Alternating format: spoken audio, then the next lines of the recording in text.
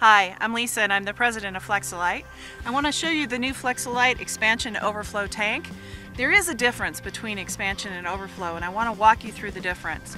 So as an expansion tank, I'm actually expanding the amount of coolant in the system depending on the size tank I choose. That could be 20 ounces or 32 ounces, versus an overflow tank is set up to where the system is actually overflowing and then I'm just catching the fluid in the tank.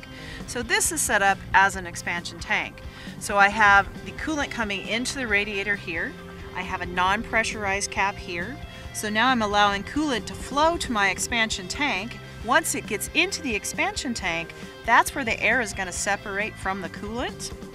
So the coolant is going to come back down through the bottom of this tank and reach the Y adapter that's connected to the outlet on my radiator. So I do have different size Y adapters depending on the size of the outlet on my radiator, and then it continues to flow through the system. The unique part about being able to raise up this expansion tank is if I want to create a high point to be able to purge the system, I can do that. In this application, I'm using it for my overflow tank. So I've got a pressurized cap here at the radiator. My non-pressurized cap is here on the top of my tank. So if the system does overflow, it's going through my clear hose into the bottom of my overflow tank.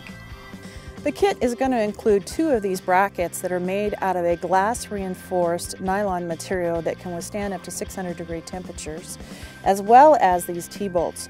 So now I can use my T-bolts to slide up one of these channels of the expansion tank, which, as you can see, is how I'm actually mounting the expansion tank, but it can also be used as a way of mounting my fan controller or for hose management. The kit includes clear hose that withstands up to 250-degree temperatures so that you can see the amount of coolant in your system without having to open up the cap and expose air into your radiator. But we've included enough of this hose so if I want to completely remove this tank and submerge that in cold water for racing applications where I'm trying to cool things down as quickly as possible, it gives me the ability to do that.